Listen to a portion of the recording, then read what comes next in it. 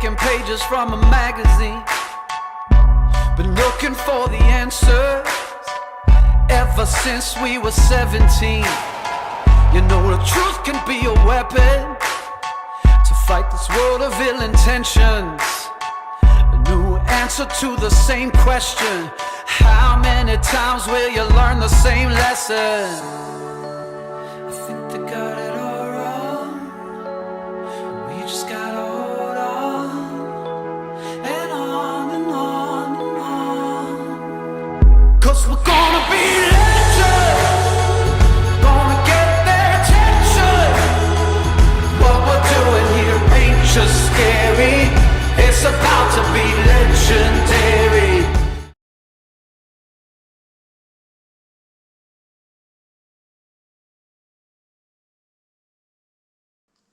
Siema wszystkim, witam serdecznie w filmie na temat Kilimandżaro na dach świata. W tym filmie opowiem Wam troszkę o mojej wyprawie na Kilimandżaro, czyli o tym, w jaki sposób się do niej przygotowałem, jak wyglądał przebieg tej wyprawy, jakie koszty poniosłem oraz ogólnie jaka to była przygoda na trzeci szczyt Korony Ziemi. Także zachęcam serdecznie i lecimy na pełnej petardzie. Więc ja, przygotowując się do Kilimandżaro, na statku Odyssey of the Sea, w którym spędziłem 6 miesięcy, odsyłam do filmu Odyssey, jak przepłynąłem pół świata, zgromadziłem potrzebne dla mnie tutaj właśnie środki finansowe na sfinansowanie sobie takiego projektu. Więc Kilimandżaro było dla mnie celem, czyli pchnięcie projektu Korona Ziemi do przodu. W związku z tym tutaj podczas tej wyprawy byłem bardzo mocno ukierunkowany na to, żeby polecieć do Afryki, do Tanzanii, właśnie zdobyć ten szczyt i oczywiście wrócić ze zwycięstwem. Oczywiście, jeżeli chodzi o projekt Korona Ziemi, no to tutaj w moim wykazie szczytów mam tutaj w wykazie Mont Blanc w 2018 i 2015 roku, Elbrus w 2019 roku, no i tutaj przyszła pora na kolejny szczyt. I praktycznie na statku zastanawiałem się właśnie, czy jeszcze przed statkiem zastanawiałem się właśnie nad tym, czy wybór ma paść na Aconcagua czy właśnie na Kilimandżaro. Właśnie, więc finalnie na statku podjąłem decyzję o tym, że jednak będę próbował zdobyć Kilimandżaro, a Aconcagua właśnie będę próbował w kolejnej kolejności prawdopodobnie, czyli w kolejnej wyprawie na tego typu projekt Korona Ziemi. Więc raz, że po prostu jest to bliższy szczyt, a dwa, że po prostu logistycznie będzie mi łatwiej spróbować to ogarnąć. Więc całą wyprawę zaplanowałem sobie sam, czytając o różnych blogach, czy właśnie wspomnieniach z wypraw, czy różnych tipów, które różni ludzie jechali, więc ja tak naprawdę całą wyprawę zorganizowałem sobie sam, bez używania polskich agencji, tak naprawdę bazując tylko na tym, co dowiedziałem się czytając. Więc moje przygotowania pod Kilimandżaro obejmowały wiele rzeczy związanych z planowaniem, tak? Żeby dostać się w ogóle pod górę, ogarnąć taki projekt, jak i na innym kontynencie. Trzeba oczywiście mieć aktualny paszport, trzeba mieć oczywiście wymagane szczepienia oraz zalecane szczepienia. Trzeba mieć również wizę do takiego kraju. Oraz trzeba również mieć dogadaną agencję bądź pośrednika z Polski, oczywiście ubezpieczenie, rejestrację w systemie Odyseusz i wiele innych rzeczy. I te po kolei wszystkie punkty sobie odhaczałem do samej wyprawy, więc logistykę ogarnąłem tutaj w Polsce przez 8 tygodni, łącznie z kompletowaniem apteczki i sprzętu. A następnie, będąc już jakby dograny logistycznie z Polski, no to potem już poleciałem i sobie działałem w Tanzanii. Kupno oczywiście lotów do Tanzanii. Tutaj wybierałem wariant z Austrii, bo było po prostu taniej i logistycznie lepiej mi było z bagażem się tam dostać. Następnie było to załatwienie wizy. Tutaj można to było zrobić na lotnisku, ale zrobiłem to online dużo wcześniej. Do tego było oczywiście załatwienie szczepień i żółtej książeczki, takie jak ta. I tutaj właśnie szczepiłem się na żółtą febrę w pierwszej kolejności, potem odczekałem jakieś 2 tygodnie i szczepiłem się po raz drugi w kombinacji na dur brzuszny oraz na WZW typu A, czyli na takie rzeczy typowo pokarmowe, które mogłyby mnie zastać w Afryce, bo żółta febra jest jakby typowo przeciwko marom. Do tego wziąłem tabletki Malarone, tabletki wysokogórskie takie jak dexametazon oraz Duramid oraz różnego rodzaju paracetamol, leki przeciwbólowe, bandaże, jakieś właśnie krople i wiele innych rzeczy. Do tego dochodził sprzęt, który częściowo już miałem, czyli tutaj jakaś puchówka, śpiwór, wiadomo, buty górskie, kijki, to wszystko miałem, ale potrzebowałem tu kupić sobie, wiadomo, jakieś tam cieplejsze może rękawiczki, właśnie jakieś spodnie musiałem sobie wymienić, trekkingowe, czy tam właśnie jakąś typową wtyczkę, właśnie G do gniazdek tańzańskich, bo tam są inne gniazdka. I te wszystkie koszty ogarnąłem sobie już jakby typowo w Polsce. Natomiast jeżeli chodzi o przygotowania typowo wysokogórskie, tutaj musiałem podejść do tematu trochę inaczej niż na Elbrusie. No więc na wyprawie Elbrus tutaj trenowałem typowo na basenie, robiłem wybieganie pod górę oraz korzystałem z tego typu maski, trening mask, która symulowała mi właśnie utrudnianie oddychania, więc z tej maski sobie oczywiście korzystałem do wyprawy. Natomiast na Kilimandżaro stwierdziłem, że wykorzystam możliwości, jakie daje mi miasto Kraków i tutaj skonsultowałem się właśnie z CrossFit 72D na Zakopiańskiej, gdzie jest taka komora niskotlenowa, nazywa się to High Point i tutaj umożliwiono mi treningi w takiej komorze w zależności od jakby mojej dyspozycyjności, więc tutaj nie miałem jakby czasu w tych powiedzmy treningach, w których trenowano powiedzmy coś jak crossfit w takiej komorze, więc po prostu w momencie, kiedy przychodzili kolarze, to był wtorki 18, nie miałem innego terminu, więc przechodziłem we wtorki na 18 na wysokość około 2800 metrów. Trenowałem sobie właśnie z plecakiem, no i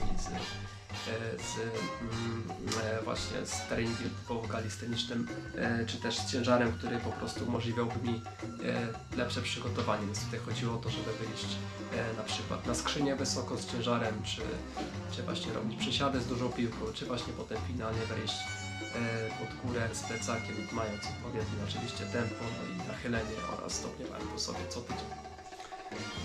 Co do mojego przygotowania jeszcze wchodziło w grę również wyjście praktycznie każdy weekend w góry i tutaj nie miało dla mnie znaczenia za bardzo, czy będę wspinał się po Tatrach, czy po Pieninach, czy po Beskidach, czy po Gorcach. Po prostu chciałem być co tydzień treningowo gdzieś w górach, powyżej 1000 metrów. No i tutaj różne szczyty wchodziły w grę. Finalnie samo przygotowanie, 8-tygodniowe przygotowanie pod Kilimandżaro zakończyłem na rysach zimą. Oczywiście nie polecam też bez doświadczenia tam iść, natomiast to właśnie było takie fajne przygotowanie i taki dowód na to, że jestem w szczytowej formie do tego, żeby gdzieś tam zaatakować też 5000, także tak. Więc Kilimandżaro jest to najwyższy szczyt Afryki zaliczany do korony Ziemi o wysokości 5895 metrów. Kilimandżaro jest mistyczną, legendarną górą, która była przedstawiona nawet w bajce Król Lew i była moim marzeniem przez wiele lat. Kilimandżaro ma również właściwie tak duży masyw, że ma 5 różnych stref klimatycznych na tej górze. To oznacza, że jest tam strefa roślinna, strefa tropikalna, strefa górska, pustynna nawet oraz ta część lodowcowa. Żeby w ogóle dostać się tam, trzeba na szczyt, trzeba przemierzyć wszystkie te strefy właśnie podczas takiego trekkingu i potem finalnie wspinaczki. Więc na Kilimandżaro wiedzie 6 różnych dróg. 6 z tych dróg m.in. Marango, czyli droga Coca-Coli, droga Banchame, czy droga Lemosho, to są jedne z tych popularnych dróg wiodących na szczyt oraz 2 drogi wiodą od Kenii, więc można powiedzieć, że infrastruktura na Kilimandżaro przypomina bardziej takie mobilne miasta, namioty, które są rozkładane w zależności od etapu i pory roku, na których się wspinacie i są różne pory roku na Kilimandżaro, między innymi ta właśnie sucha oraz deszczowa, więc ja wspinając się na Kilimandżaro korzystałem z tej pory, kiedy trafiłem przed porą deszczową, czyli był to okres powiedzmy od końca grudnia do początku marca, więc ja się przyjąłem między 19 lutym a 1 marca na zdobywanie właśnie tej góry. No więc sama polityka góry, więc żeby zdobyć Kilimandżaro nie da się po prostu tam pojechać, spakować plecak, namiot, śpiwór, jedzenie i po prostu wyjść na górę i na szczyt, ponieważ lokalni tanzańscy ludzie po prostu zarabiają na tej górze. W sumie im się nie dziwię, wiecie, jakby to mimo wszystko środek Afryki to są kraje trzeciego świata i oni jakby też, Kilimandżaro jest dla nich taką perełką, no właśnie na to, żeby po prostu ci ludzie z Europy czy z Ameryki właśnie przyjeżdżali stricte do Tanzanii celem zdobycia szczytu Kilimandżaro właśnie, bez względu na to jakie mieliby pobudki do tego, oni po prostu zarabiają na tym pieniądze, więc w takiej, można powiedzieć, poniekąd biedzie, w której żyją, no to safari, czyli właśnie z afrykańskich zwierzęta, no i właśnie Kilimandżaro czy Zanzibar są tymi 3 destynacjami, do których głównie jeżdżą turyści, więc właśnie trzeba korzystać niestety albo stety właśnie z pośrednictwa tanzańskiego, czyli agencji, która załatwia Wam właśnie przewodników, załatwia Wam właśnie wsparcie w postaci kucharzy oraz różnego rodzaju porterów. I nawet korzystając z polskich agencji, de facto one również współpracują z przewodnikami z Tanzanii, czyli tutaj taki przewodnik, zabierając taką grupę na każdą właściwie możliwą drogę, musi Was wpisać, że z nim idziecie, tak? I za każdym takim etapem, każdym kolejnym obozem, który pokonujecie, musicie wpisać, że właśnie do niego dotarliście z tym przewodnikiem, no i o tej godzinie. Także tutaj w postaci jakby, można powiedzieć, pójście na dziko, no to jest to bardzo trudne, więc ja tutaj znalazłem taką agencję właśnie dużo wcześniej, z polecenia gdzieś tam, no i napisałem na WhatsAppie informację o tym, czy w tym i w tym terminie wyprawa się odbywa. Tutaj dostałem informację zwrotną, że jest to ekipa słowacka i że jest możliwość do niej dołączenia, więc ja tutaj właśnie planując wyprawę, uwzględniłem również osoby z Polski, które niestety się na taki wyjazd nie zdecydowały. Postanowiłem, że po prostu się do takiej wyprawy gdzieś tam dołączę drogą Manchamę, no i że sobie tam w tą, jak zakładałem z Polski, 6 osób zdobędziemy sobie szczyt bez ludzi z Tanzanii. Natomiast finalnie okazało się, że cała wyprawa tutaj na miejscu liczyła właśnie około 60 ludzi, czyli 12 osób od nas, uczestników, oraz 45 ludzi praktycznie z Tanzanii.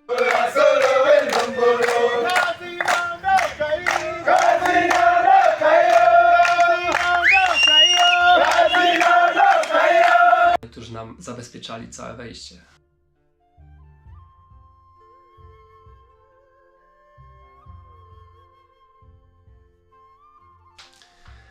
No więc przebieg wyprawy.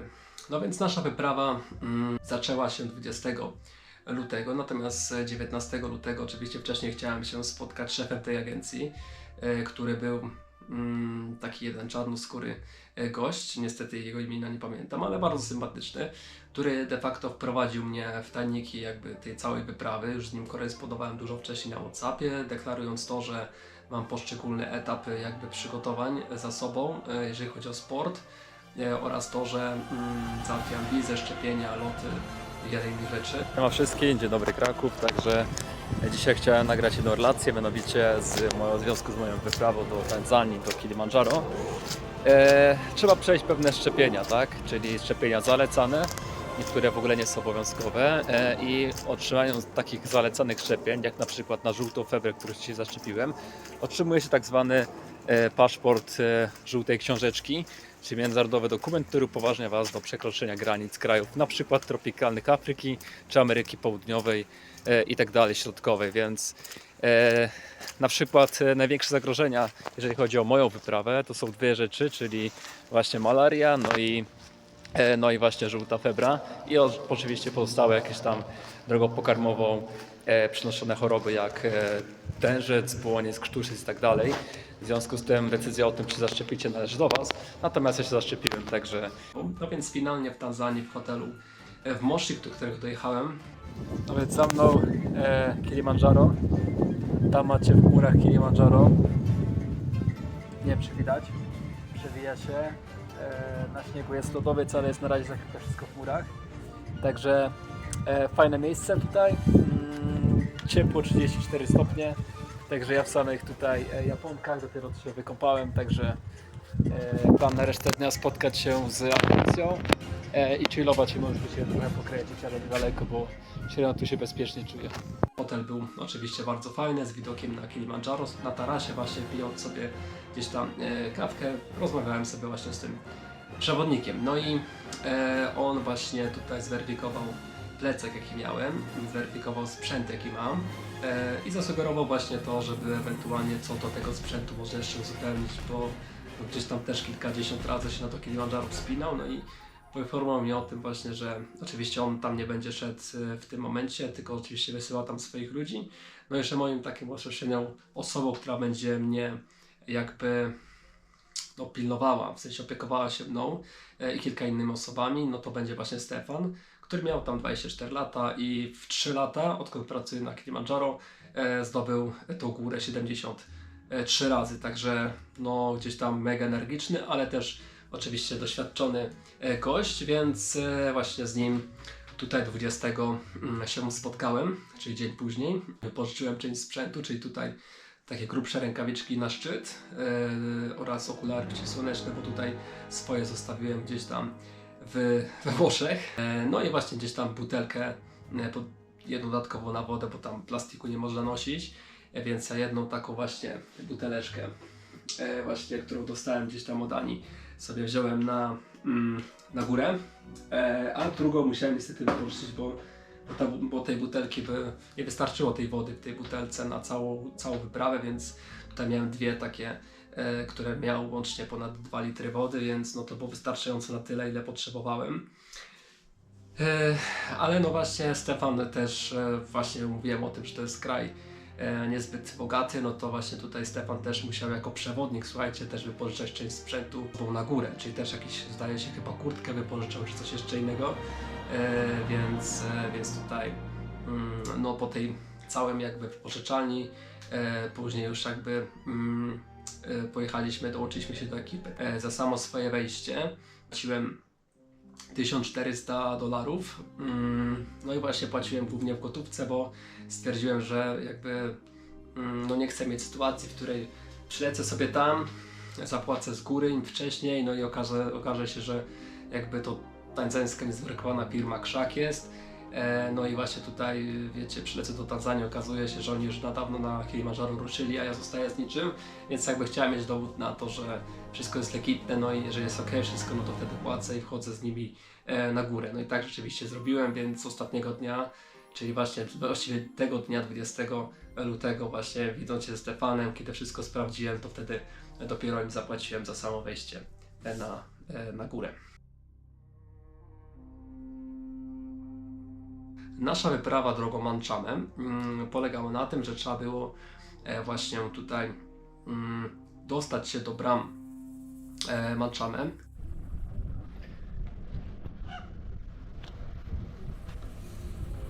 Jesteśmy Manchame Gate, 1800 metrów, także tu zaczynamy trekking podlastrudnikowy. Tamtą stronę, także... Kilimanjaro. Jumbo! Jumbo. Kilimanjaro. Kilimanjaro, yes. Hakuna Matata. Hakuna Matata. Manchame Gate. Manchame Gate. Które było na wysokości około 1900 metrów. I stamtąd oczywiście rozpocząć swój trekking przez las deszczowy. From Poland. Poland.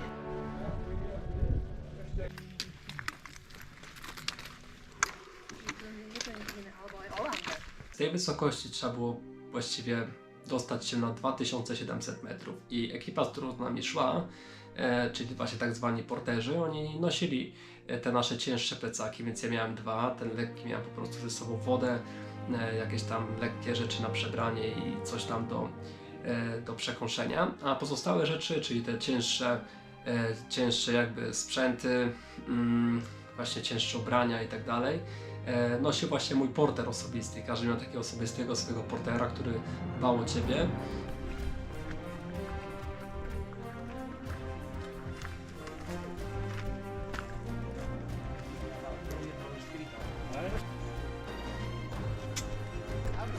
Postój. 2400 wysokość, 300 metrów do obozu, także lecimy. Ale oni też nie nosili tylko i wyłącznie waszych plecaków, ale też nosili cały sprzęt, czyli różnego rodzaju właśnie namioty mesa, namioty do waszego spania, nosili wodę oczywiście, nosili krzesła, nosili stoły, różne rzeczy i poniekąd każdy z tych porterów miał plecak ze sobą, ale oczywiście miał też drugi sprzęt, czyli zapakowaną torbę bądź też plecak i oni jakby poniekąd mieli taki system, że albo te plecaki rzucali sobie na kolejny plecak z tyłu, albo po prostu nosili je centralnie na głowie, no i to było też niesamowite. Zwróćcie uwagę, jaki ciężką pracę wykonują ci tragarze, niosąc plecak na głowie i plecak na plecach. Także masakra, nie wiem jak niosą, ale pewnie z 50 kg na pewno. Także no mega. Jakby podziwiam tych ludzi. Sam swego czasu niosłem na 3800 kilka lat temu w Alpach ciężki plecak na Mont Blanc. Potem też w Alpach zimą. Także praca, jaką nie wykonuje, jest nadludzka po prostu, także no naprawdę chapeau, szac.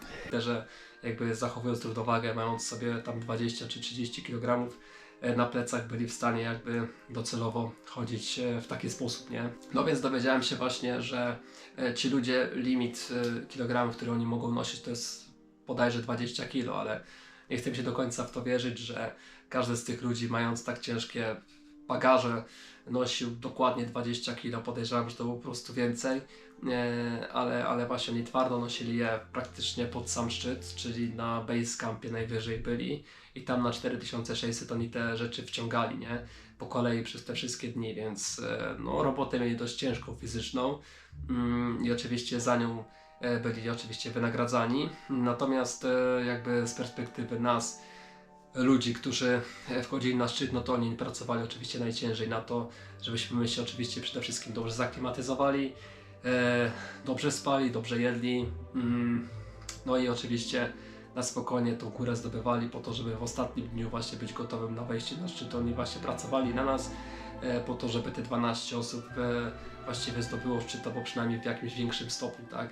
Więc no to jak naprawdę chwała tym ludziom za to, że tam są, że pracują po Kilimandżaro, wbrew pozorom, pomimo że uznaje się ją za górą prostą górą nie jest, bo ma prawie 6000 metrów, no i tutaj gdzie kluczowo jest dobre przygotowanie wydolnościowe, gdzie żeby być na tej wyprawie oczywiście wypoczętym, no i stopniowo nabierać wysokości, bo to może się oczywiście na Was zemścić w ostatnim dniu, ale o tym za chwilę. No więc las deszczowy zaczęliśmy pokonywać tam pierwszego dnia z 1800 metrów na 2800 metrów, około było 10 km ponad, no i było praktycznie 1000 metrów do pokonania.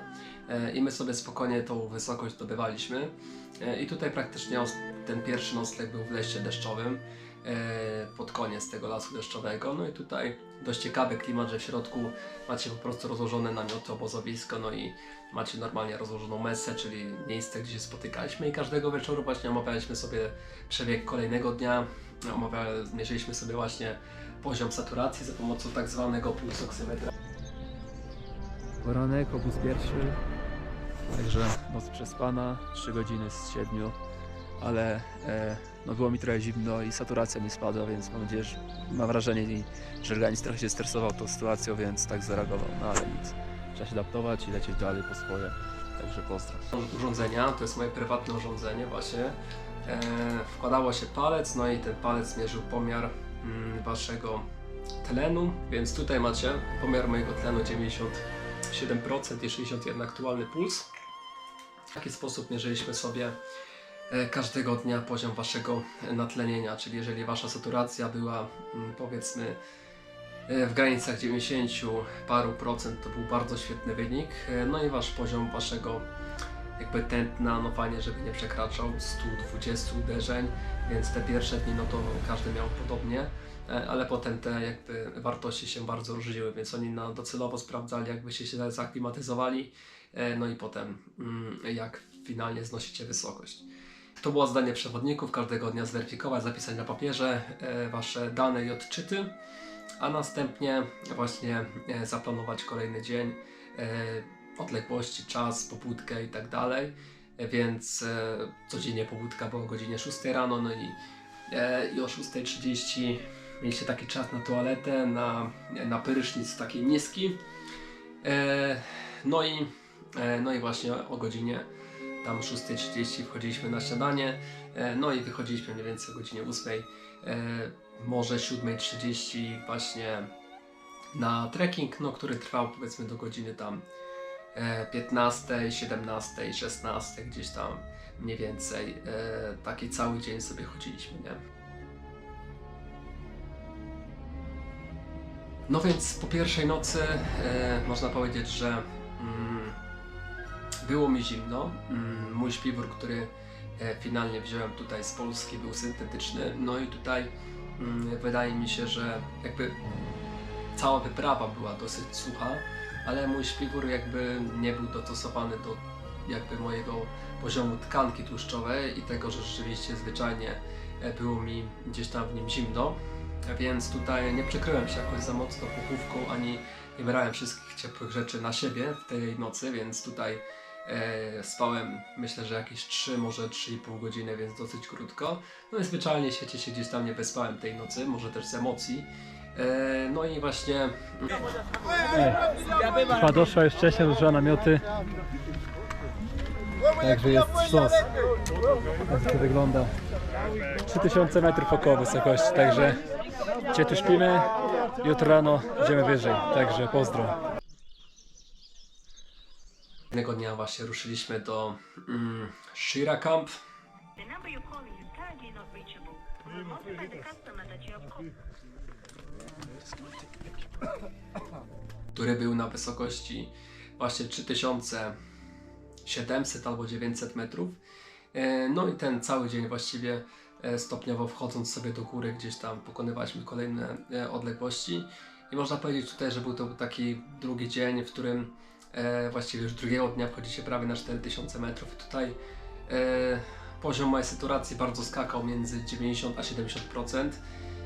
I tutaj zwyczajnie w świecie idąc gdzieś tam w pewnym momencie z grupą po prostu czułem, że no ten oddech jest jednak trochę płytki i że idąc zbyt wolno po prostu zwyczajnie w świecie się męczę i nie mogę trzymać gdzieś tam takiego tempa wolnego. Więc gdzieś tam były takie momenty, że gdzieś tam wychodziłem trochę z przodu i trzymałem sobie swoje tempo, no i potem finalnie tego dnia pamiętam, że wyprzedziłem wszystkich, no i poszedłem sam do tego obozu, właśnie dlatego, że gdzieś tam ten oddech był dość płytki i po prostu zwyczajnie świecie czasami się dusiłem. Idziemy do obozu drugiego. Dzisiaj dość duża sinusoida. Od dobrej formy po zjazdy. Także zobaczymy. Zostało mi 200 metrów niecałe, także trzeba odpocząć, załadować baterię i jutro ogień. Więc w Shira Camp zameldowałem się pierwszy, no i tam liczyłem na to, że może trochę dłużej odpocznę, no i właśnie gdzieś tam przygotuję się do kolejnego dnia.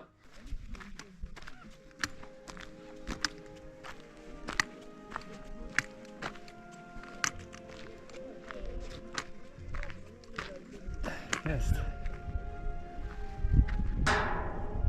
Dotarłem do namiotu. Masakra. Zniszczył mnie ten trekking dzisiaj, ale spoko, także chwila odpoczynku na pewno się zdrzemny, budowanie kalorii, czas na jutro, także było ciężko dzisiaj. Natomiast w Shira Camp było taka oficjalna integracja z ludźmi. Potem wyszliśmy znowu na 4000 metrów, na 100 metrów wyżej, zanim spaliśmy finalnie na 3000 właśnie 900, gdzie to Shira Camp około była.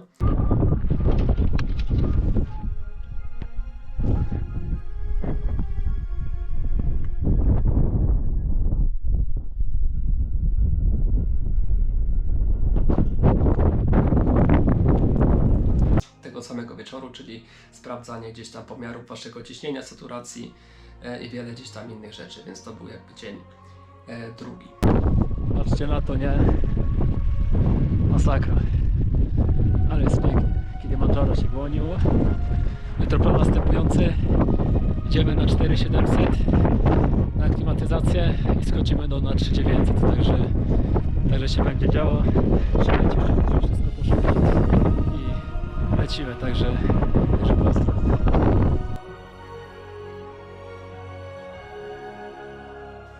No więc dzień trzeci.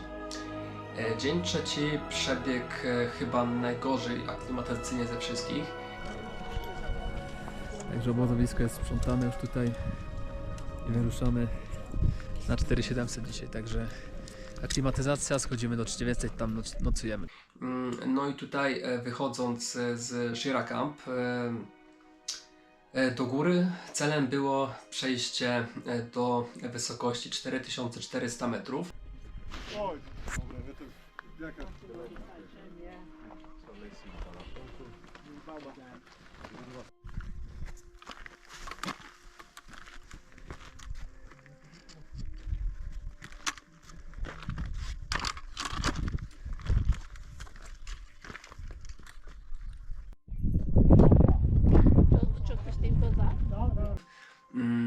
Potem przejście na Przełęcz, przejście do Lama Tower na 4600, tam pobycie dosłownie godzinę czy 30 minut.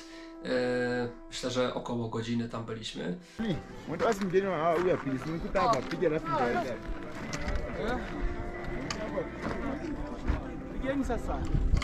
No i stamtąd było potem zejście znowu na 3700 metrów do właśnie kolejnego obozu Barranco.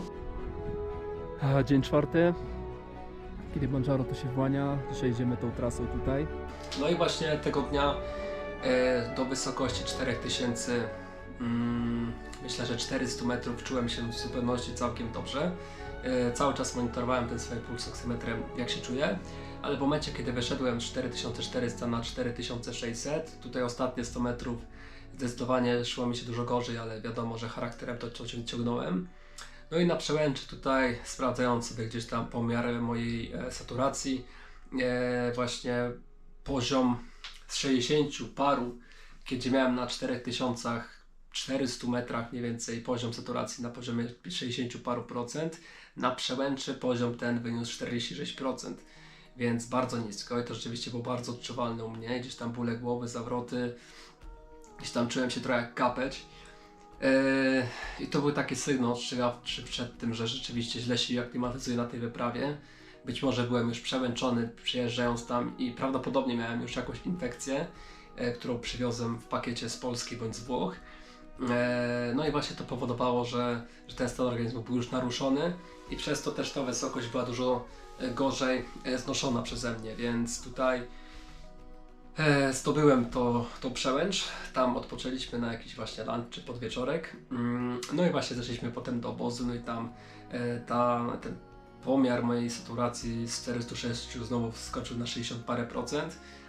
No i potem finalnie wieczorem na spotkaniu było to znowu 70, chyba 5 czy 4%, więc powiedzmy, że zdałem według tych przewodników, którzy tam byli. Natomiast ja sam właśnie zastanawiałem się bardzo długo właśnie przed tym, co zrobić, bo to było 4600, a praktycznie mnie pozamiatało.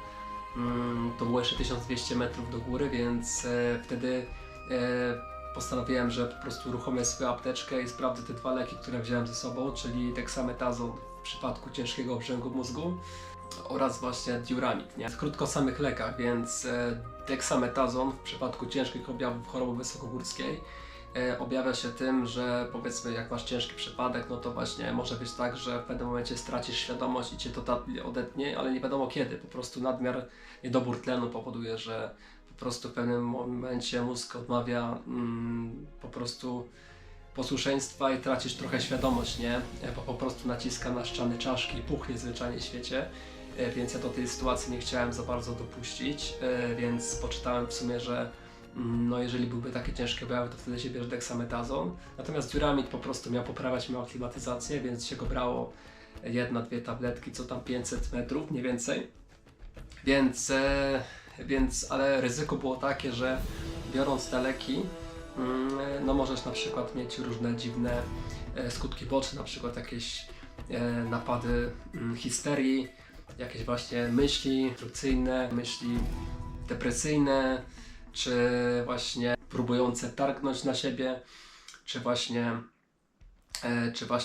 w drugą stronę, czyli zbyt optymistycznie do pewnych rzeczy się podchodziło, więc to pisało w ulotce oczywiście, ale no mając taką sytuację stwierdziłem, że no niestety, ale trzeba zaakceptować rzeczywistość jaka jest i że rzeczywiście no niestety aklimatyzacja jest bardzo słaba u mnie. No więc mogę liczyć na to, że będę wchodził na szczyt i w pewnym momencie może być tak, że po prostu zwyczajnie się przez tą wysokość nie wejdę.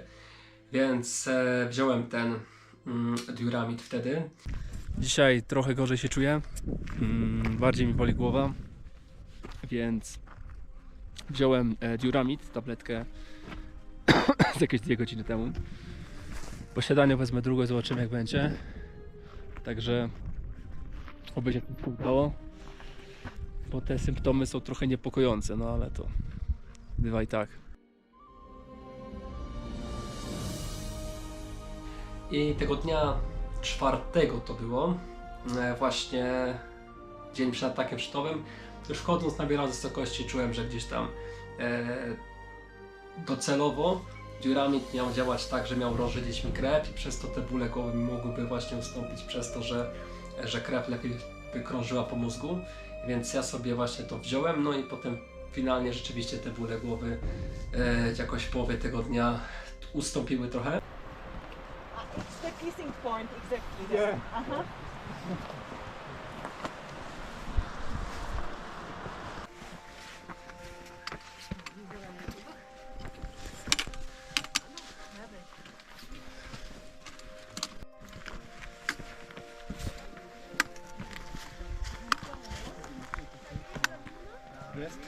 Jakoś w połowie tego dnia ustąpiły trochę. No i właśnie ta energia gdzieś tam życiowa trochę wróciła, no i właśnie tego dnia weszliśmy do base campu na 4600 metrów.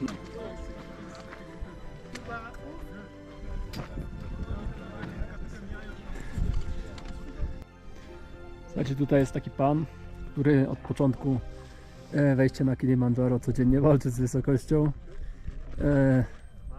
Nie jest może pierwszej wagi, ale tutaj walczy o wejście. Słuchajcie, w 4 dni wszedł tutaj, gdzie my, Okarango Camp, także pełen szacuneczek. Pan jest w Stanach Zjednoczonych i pojutrze zdobywa szczyt, tak żeby mu się udało. Także tak to.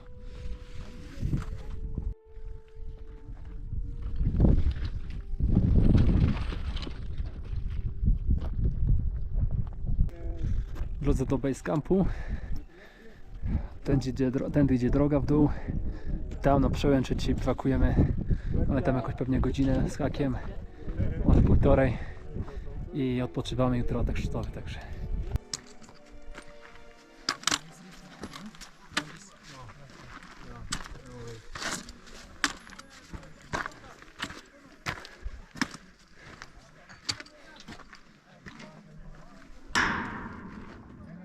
No i wtedy czułem się, wiadomo, trochę naruszony i zmęczony, ale rzeczywiście gdzieś tam fizycznie ok. No i ta saturacja była w granicach tych 80-70 paru procent, więc, ale czułem się w zupełności ok, więc trzeba było podjąć decyzję, co dalej.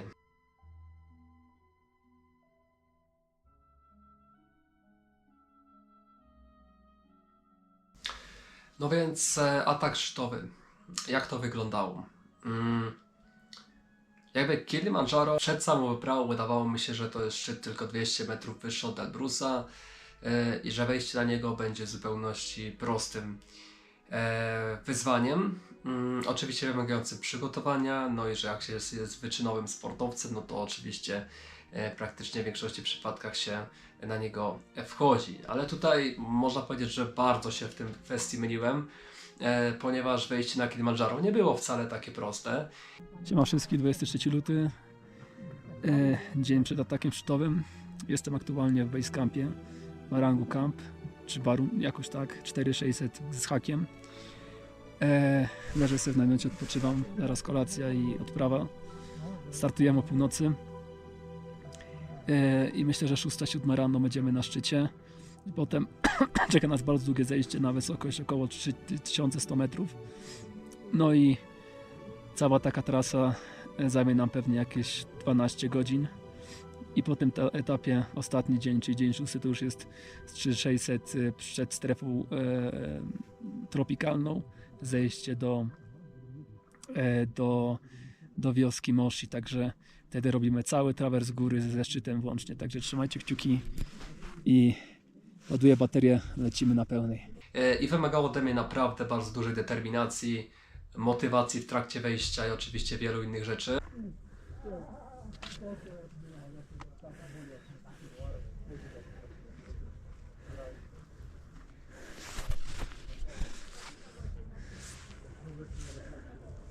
Docelowo po wejściu do Basecampu na 4600 metrów mieliśmy oczywiście podsumowanie, kto jak się czuje i tak dalej, kto jest gotowy, więc do tej wysokości już jedna osoba się niestety wycofała przez problemy tutaj żołądkowe, więc pozostaliśmy w ekipie zgranej.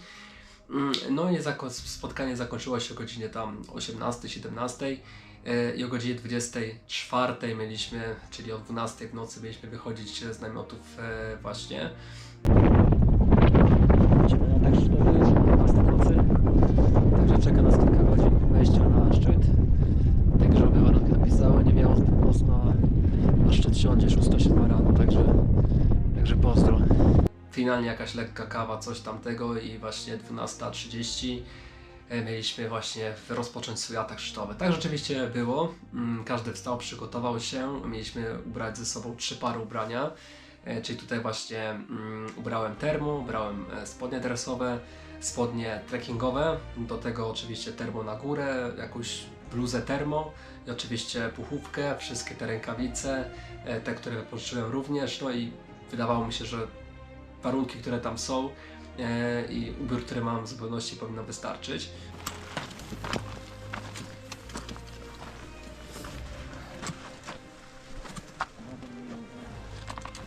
Atak szczytowy, pielgrzymki na szczyt. Are you okay? Okay. Słuchajcie, ze 100 osób jest przed nami. Takich jaj to dawno nie widziałem. Cyrk jak... ale trudno. Trzeba wejść. Tyle. Oczywiście Amir opowiadał nam o tym, czy ten główny lider wyprawy, o tym, że będzie tam zimno, że będziecie chcieli zwątpić i tak dalej.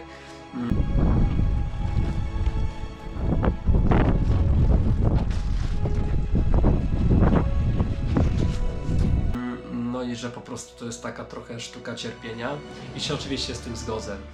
No więc wyszliśmy stamtąd i pierwsze co chciałem, no to oczywiście motywowałem się faktem, że muszę zobaczyć śnieg na kopule szczytowej. Będzie to oznaczało, że po prostu jestem blisko szczytu.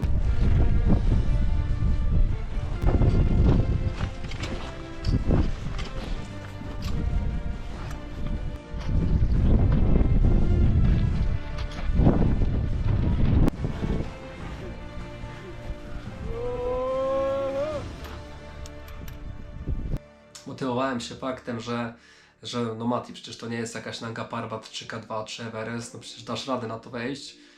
Trochę nastawiałem się na to, że rzeczywiście no ten szczyt robię na miękko i że on nie jest wcale taki trudny. Potem się motywowałem faktem, przecież musisz na niego wejść, nie? Że dawaj stary.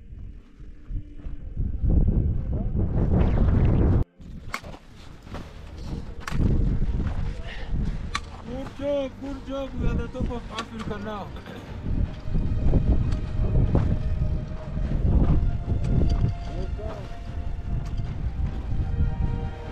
5700 życiowa. Jeszcze trochę do szczytu. Także do pełnej. To jest twój czas, że nie wrócisz tu przecież nigdy więcej. No więc zapierdzielaj do góry i wiele innych takich tekstów, może często też wulgarnych, których nie będę tu cytował, ale takie sobie rzeczy w głowie motywowałem po to, żeby po prostu zwyczajnie w świecie dać radę. Wychodziliśmy wyżej, już powyżej 5000 metrów, z powrotem na 5200, 5300. Oczywiście doszły ten płytki oddech i tak dalej, tak tego nie czułem, ale cały czas czułem ten ziąb, to zimno, tak? To zimno z powodu tego, że tlenu jest mniej i się po prostu inaczej odczuwa temperaturę, która była, myślę, że spokojnie minus 20 około odczuwalna temperatura. Z tym wiatrem, no było bardzo przenikliwie zimno, więc idąc do góry po prostu trzeba było cały czas się ruszać, bo jak się zatrzymywało, to zdecydowanie to był najgorszy moment. Wyżej 5500 metrów, jak już słyszałem, jak oni z powrotem śpiewają, mimo że już było im ciężej śpiewać, no to właśnie już to trochę motywowało do tego, żeby jak espresso, żeby po prostu dać radę wejść na ten szczyt, nie?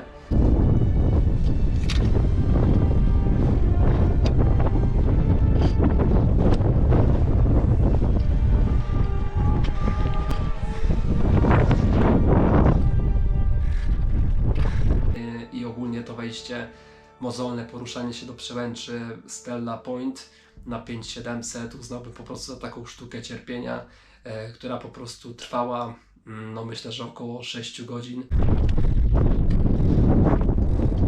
Cieszę się oczywiście, że się nie poddałem, że miałem bardzo twarde postanowienie i mocną głowę do tego, że po prostu mimo co by się nie działo z moim organizmem, jestem gotowy to po prostu przetrwać i wejść na tą przełęcz, więc już wchodziły mi takie stany, że naprawdę miałem czasem szklane oczy przed tym, że no tyle bólu i cierpienia to wejście mnie kosztuje, że po tylu latach znajduję się w tym miejscu i że to jest wielki finał całej tej wyprawy. 5700 życiowa. Jeszcze trochę do szczytu. Także do pełnej. No więc taki, można powiedzieć, z głosem trochę jak po libacji alkoholowej wlazłem na Stella Point na przełęczy i stamtąd macie jeszcze 200 metrów z powrotem na główny wierzchołek, więc tutaj też już znowu wydarłem trochę do przodu. Zacząłem ciągnąć zespół za sobą, ale widzę, że trochę ludzie zostali z tyłu, motywowany wejściem na szczyt. Poczekałem na nich z powrotem, no i widziałem, że ze mną pozostałe 6 czy 5 osób, więc plus przewodnik i chyba jeden tragarz był tam, gdzieś tam jako wsparcie, więc nie było to więcej 10 osób. Pozostałe chyba 3 osoby zostały w tyle. Wchodząc te pozostałe 200 metrów takiego, wiecie, trawersu, trochę góry, krateru naokoło.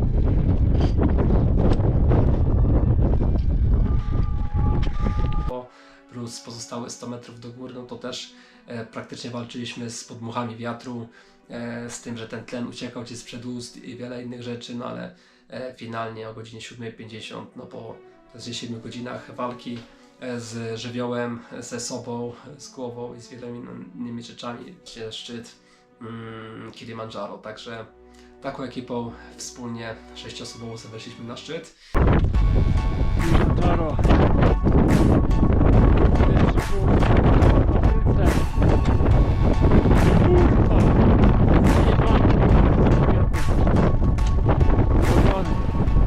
Take a look around me, taking pages from a magazine. Tam oczywiście pamiątkowe zdjęcie, no i tutaj miało nastąpić zejście. Ale wówczas przypomniałem sobie o tym, że mam różnego rodzaju na przykład flagi, nie? Ze sobą na szczycie, którymi obiecałem po prostu o tym, że zrobię zdjęcie pamiątkowe i prześlę tym ludziom jako w ramach podziękowań, że trenowałem w tych miejscach i że mogę to jako w ramach promocji po prostu podarować takie zdjęcie, więc stwierdziłem, że mimo wszystko poczekam i zrobię te zdjęcia w ramach podziękowań. Tutaj już przewodnik się na mnie wkurzył, stwierdził, że no co ty odwalasz, musisz schodzić z nami. Ja mówię nie, pierdzielę, nie schodzę dopóki tych zdjęć nie zrobię, więc rzeczywiście widziałem na horyzoncie, że już ludzie idą, więc tutaj bardzo szybko trzeba było te zdjęcia zrobić. Oni już tak przyszli, więc tak czy siak czekałem, ale finalnie te zdjęcia zrobiłem. Looking for the answer. Było, ale załujone. Ever since we were 17, you know the truth. Potem w towarzystwie tragarza, który może był bardziej wyrozumiały, zszedłem z powrotem na Stella Point i tutaj znowu ten przewodnik mi tam dogryzł, że no teraz tu sobie rób te zdjęcia. Ja mówię, no przecież to jest nie szczyt, więc takie zdjęcia to mi zaprzyczynił. Więc wyśmiałem go i stwierdziłem, że chyba pierdzielę gościa i po prostu idę ze swoim tragarzem z powrotem na dół. 'Cause we're gonna be gonna get their attention. What we're doing here ain't just scary. It's about to be legendary. Yeah, we're gonna be legend. No i poczekaliśmy na resztę ekipy i rzeczywiście z tym tragarzem już na spokojnie schodziłem. Więc samo zejście było dość wymagające i tutaj można powiedzieć, że trochę czułem to zejście dość mocno. Po całym dniu, nieprzespanej nocy, po tych wielu dniach tego trekkingu, tego niewyspania i tej słabej aklimatyzacji, no więc tak w połowie zejścia po prostu już chodziłem bardzo wolno. Mój główny tragarz na mnie czekał, który wziął mi mój plecak. Dostałem trochę wody, herbaty, no i z takim wsparciem doszedłem do namiotu, gdzie po prostu ten tragarz zdjął mi buty, skarpetki, wytrzepał mi spodnie i po prostu pierdzieliłem się do namiotu na godzinę spania i zasnąłem praktycznie od razu. No i w takim, można powiedzieć, ciężkim stanie sobie odpoczywałem. Trzeba było gdzieś tam po południu już schodzić na 300 i taki był plan, ale ja po prostu nie byłem w stanie za bardzo myślę, że psychicznie schodzić, więc tutaj się jakoś zmotywowałem, żeby trochę wsunąć coś do siebie, jakieś żarcie, żeby trochę mimo wszystko wypić jakąś herbatę, coś ciepłego, zjeść kawę na pobudzenie. Rzeczywiście to mi pomogło postawić mnie na nogi. No i dnia 5, czyli po ataku nocnym na szczyt, wyszliśmy na 4600 do Basecampu i potem z powrotem na 300 na nocleg. I to była oczywiście dobra decyzja i fajnie, że do tego przypilnowano. Oficjalny dowód na to, że Kilimandżaro zostało zdobyte. Tutaj niestety ucięli mi nazwisko, ale Mateusz Adrian Strupiński, 7:50, 5895 metrów właśnie, zdobyty szczyt Kilimandżaro, także spoko. Przyjeżdżając tam właściwie w tę część Afryki, w centralną część, czyli strefę równikową, dostałem to dokładnie, co sobie wyobrażałem, tak, czyli właśnie ciepły klimat oczywiście, czarną część Afryki, totalnie inny świat, tak, bardzo intensywny świat, gdzie właśnie każdy trochę walczy o swój byt. Dostałem też piękną górę, oczywiście marzoną górę Kilimandżaro, w którą się wspiąłem i zdobyłem ją.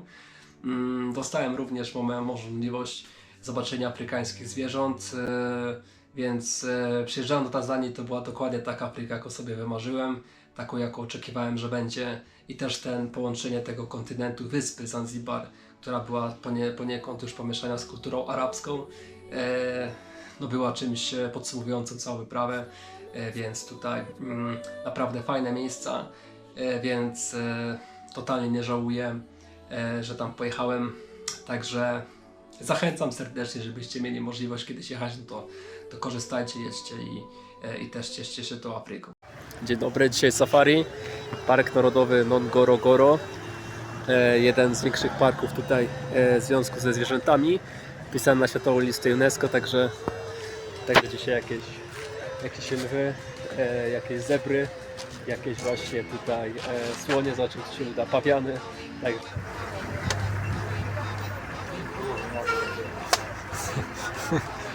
Wszyscy chcą zobaczyć lwa.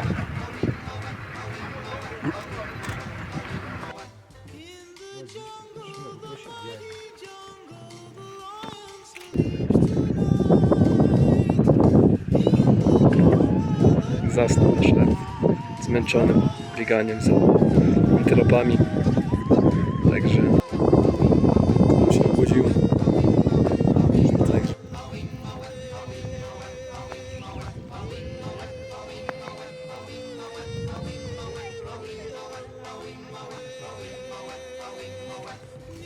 Like this one, maybe it's the only human.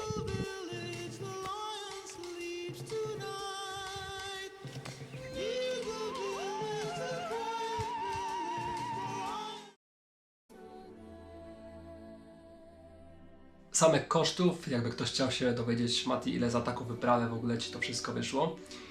Więc sam koszt wyprawy, czyli wiecie, kosztów z Polski, lotów, wszystkich tych rzeczy, ubezpieczenia i tak dalej, koszty szczepień plus koszty wyprawy na Kilimandżaro, Zanzibar, safari i tak dalej, więc łącznie kwota, którą obliczyłem sobie tutaj, mam ją na rozpisce, wynoszła mi 16 028 zł za całą wyprawę. W wariancie 10-dniowym mi wyszło. Jeżeli chodzi o koszty w Polsce, które jakby wyniosły mnie, tutaj chodzi o koszty lotów, ubezpieczenia, szczepień, koszty sprzętu i wszystkiego to, co z Polski zabrałem. Poniekąd część też pożyczałem od Gosi, więc te koszty mogły się trochę zminimalizować, ale nie dużo. Więc wyniosło mi to łącznie z lotami 5826 zł z Polski. Taką kwotę wydałem w Polsce. Plus sama wyprawa na Kilimandżaro, czyli to mi wyniosło $1400 za dołączenie się do słowackiej ekipy. Plus napiwek 260, więc kwota wyszła 6314 zł, więc podsumowując, jeżeli ktoś na przykład by się wybrał i wiecie, miał te same koszty w Polsce, miał część sprzętu ze sobą plus dołączył się do ekipy, to samo Kilimandżaro, podsumowując, wyniosłoby go 12 199 zł. Mnie tyle wyniosło samo Kilimandżaro w wariancie przylot, wszystkie załatwione formalności plus wizy, zrobienie Kilimandżaro i lot z powrotem, to tyle mniej więcej mi wyszło. ale doliczając do tego safari, które wyniosło około 1000 zł za jeden dzień, plus wydatki na miejscu, które oczywiście płaciłem z karty, plus transport na Zanzibar z powrotem, promy, no to ta kwota wyniosła 16 000, także mega. Myślę, że dużo taniej niż jakbyście korzystali z agencji. Było to w pewien sposób jakby kreatywne działanie, które sobie zaplanowałem i gdzieś tam szukałem różnych opcji, możliwości, więc to wasz wybór tak naprawdę, czy chcecie korzystać sobie z polskich pośredników i jechać w taki sposób do Afryki, czy po prostu w taki sposób, jak ja to zrobiłem, czyli zaplanować sobie, szukać i gdzieś tam być może wyjdzie wam to taniej. Także wydaje mi się, że mi wyszło dużo taniej niż gdybym korzystał, ale no to wymagało trochę planowania i pracy. Także. No więc Kilimandżaro zdobyte, trzeci szczyt Korony Ziemi zdobyty, więc tutaj jestem ogromnie wdzięczny za to, że to się oczywiście udało i że całą wyprawę spiąłem do kupy po 5 latach, można powiedzieć, abstynencji od gór wysokich. Wróciłem tam celem zdobycia kolejnego szczytu, który już planowałem sobie gdzieś tam dużo wcześniej od statku, o którym już wcześniej mówiłem, więc bardzo fajnie i dziękuję oczywiście, że to wszystko się tak fajnie spięło.